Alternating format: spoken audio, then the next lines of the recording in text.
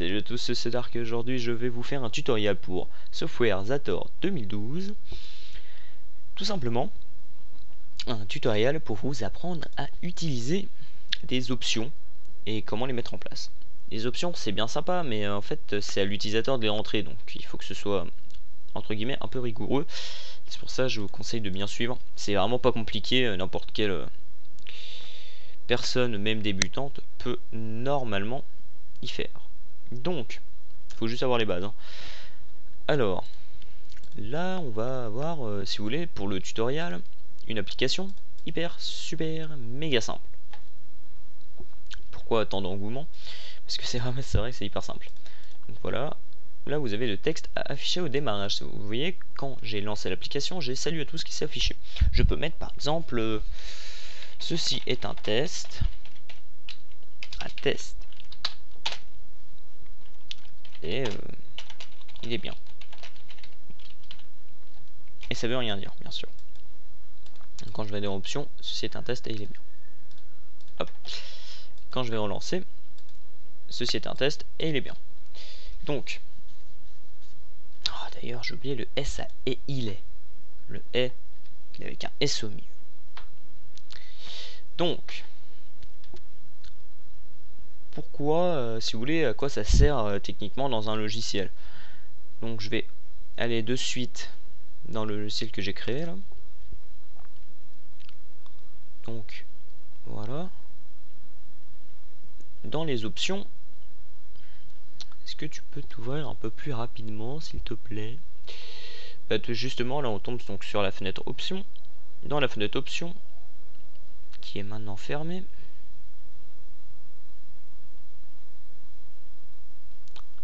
c'est un peu long, hein, le projet est assez lourd.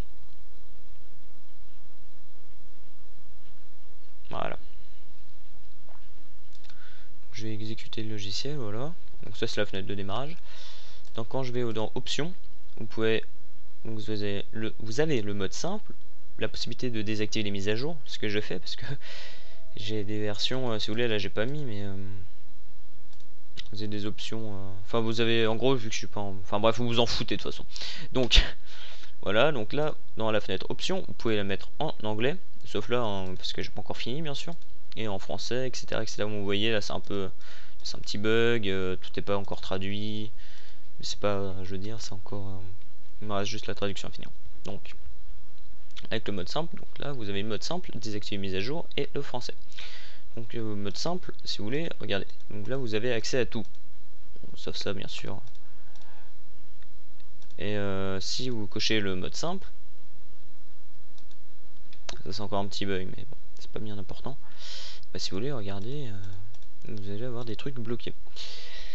D'ailleurs, ça fait que ça me fait découvrir que ça se met pas tout bien. Voilà. Donc, vous avez ça. Et donc, dans un logiciel comme celui-ci, c'est hyper important d'avoir des options que l'utilisateur puisse régler l'application vraiment avec ses goûts, ses envies, par rapport à ce qui va vraiment lui plaire. Comme par exemple dans un jeu, si vous allez, je sais pas, sur allez, prenons un jeu que beaucoup de personnes connaissent, on prend GTA. Si vous prenez le dernier GTA, vous allez avoir dans le panneau des options, les options de graphique, si les gens pouvaient arrêter de gueuler derrière moi, ce serait cool. Vous avez plein d'options, vraiment tout un tas d'options, et donc pour que l'utilisateur puisse vraiment régler le logiciel, parce que oui, un jeu c'est un logiciel au final, vraiment comme il veut. Donc on va pas en rester là, hein, je vais vous apprendre quand même comment à peu près ça marche pour le mettre en œuvre directement. Donc là vous avez ça, il vous faut deux fenêtres, une fenêtre avec, pour vous dire ce que j'ai mis, j'ai pris une toolstrip et j'ai pris une textbox. J'ai mis une fenêtre, hein, je me suis pas cassé la tête, j'ai juste réglé 2-3 trucs de réglage, par exemple center screen, et voilà, je crois que c'est tout.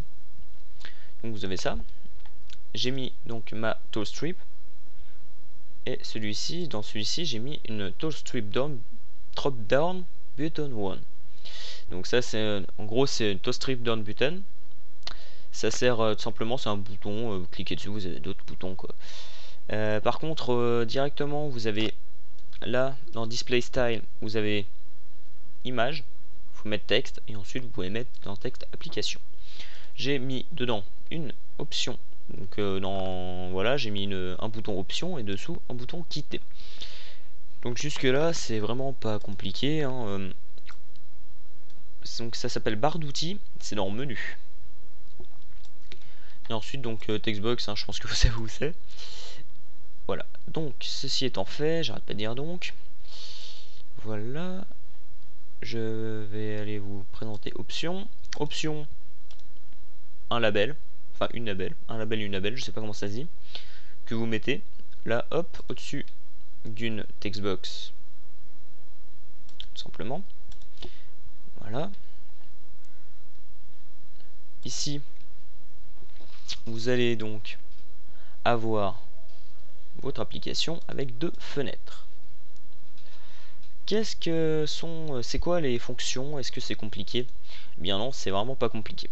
Donc, si vous voulez, là je suis pas professionnel de au niveau des, par exemple des options qui sont enregistrées directement dans le logiciel même, c'est-à-dire dans l'exécutable ou dans je sais pas, une clé de registre, mais je veux pas vous faire écrire des clés de registre pour un tutoriel, c'est complètement débile. Alors, vous avez donc la from load, ça c'est de base, et vous avez lire un fichier texte en entier. Le fichier texte, je l'ai nommé text.txt. Il est dans application patch. C'est le truc de base. Vous supprimez ce qu'il y a avant, vous mettez text.txt. Enfin après. En encodage, j'ai mis défaut. Tout simplement parce que vous avez parfois des problèmes avec par exemple le et. Le et qui est en gribouille, plein de trucs bizarres. Donc voilà, vous avez variable recevant le contenu du fichier. Vous avez une variable, c'est texte à afficher. Pas plus simple. Juste un truc. La variable, elle doit être nulle au démarrage. Vous avez ensuite option, donc comment, juste un truc, comment on met des fonctions, c'est dans structure de document et ensuite vous mettez vraiment ce que vous voulez. Donc là j'ai réglé avec l'option clic, excusez-moi, donc là j'ai réglé avec l'option clic et avec l'option clic, tout simplement, il y a l'ouverture de la fenêtre option. Vous cochez bloquer fenêtre derrière pendant que celle-ci est ouverte. Et avec quitter, bah, vous quittez. C'est pareil sans clic. Là, pour la première fenêtre, c'est vraiment pas compliqué. Pour la deuxième, c'est pas plus compliqué non plus. Hein. Vous avez trois trucs. Dans From Load, vous avez hop. Donc vous choisissez la textbox de la fenêtre, donc mi.textbox. Et ensuite, vous avez la propriété texte, bien entendu. Ensuite, vous mettez la variable. Donc variable, je vous rappelle, c'est hop, variable de projet.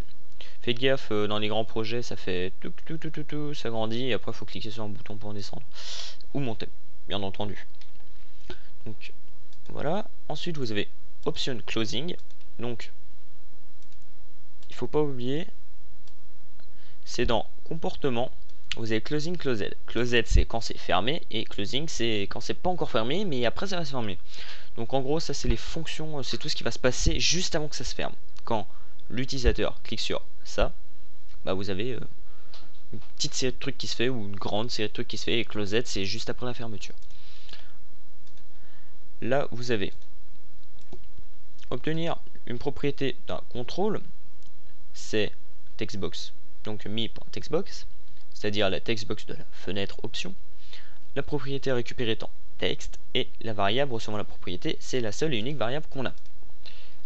Et vous pouvez là créer un fichier texte, ce fichier texte étant text.txt, et la variable, enfin le texte enregistré étant la variable, le contenu de la variable. Pareil, vous remplacez le fichier s'il existe déjà, et en encodage vous mettez défaut. Toutefois, il y a un détail. Il faut que dans l'emplacement de l'application, vous ayez un fichier qui s'appelle text.txt. Du coup, vous pouvez faire autrement. Là, vous avez votre from load. Si, donc on va faire, regardez, on va faire un nouveau truc qui s'appelle, je sais pas, pas trouvé par exemple. Donc on va faire un fichier, donc voilà, déterminer si un fichier existe, si donc text.txt, voilà, donc là c'est déterminer si un fichier existe, vous mettez donc application patch tatata text.txt, variable c'est la dernière variable qu'on vient de créer, donc la deuxième. Par rapport à ça vous allez avoir général, sinon alors, si pas trouvé égale à peanuts, non pas égal à peanuts, excusez-moi, si pas trouvé égale à, c'est illogique pour le texte que j'ai écrit là, pas trouvé c'est illogique, mais en gros si c'est trouvé c'est true, si c'est pas trouvé c'est false. Donc là ça va être trouvé, donc si c'est trouvé bien sûr lire et mettre en place, si c'est pas trouvé vous allez dans fenêtre, ouvrir une fenêtre, option et bloquer bien sûr. Donc exécuter. À quoi ça sert? Tout simplement si j'ai l'application, si vous voulez, si dans mon application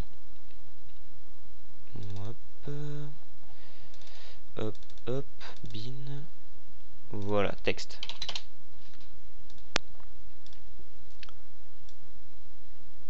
Voilà, donc vous voyez, là j'ai directement option qui s'affiche. Vous avez, par exemple, je vais mettre test. Je ferme, j'ai l'application qui s'ouvre, option, et test, quitter. Et là on va le relancer simplement, voilà, test.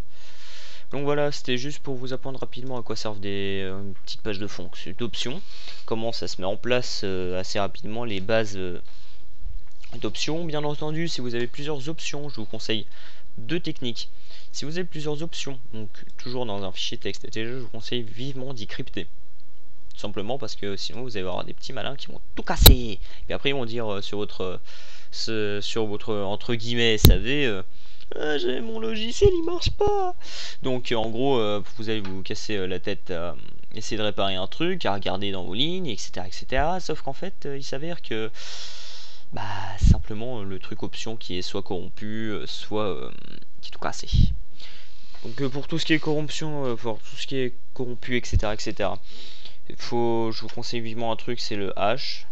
Mais après, c'est vrai que c'est plus pour les options. Si vous voulez, quand vous avez par exemple un fichier option qui a été chargé sur internet pour une comparaison, sinon c'est pas la peine, vous allez vous casser la tête à mettre un truc pour que le hash soit fait automatiquement, etc. Mais c'est pas la peine.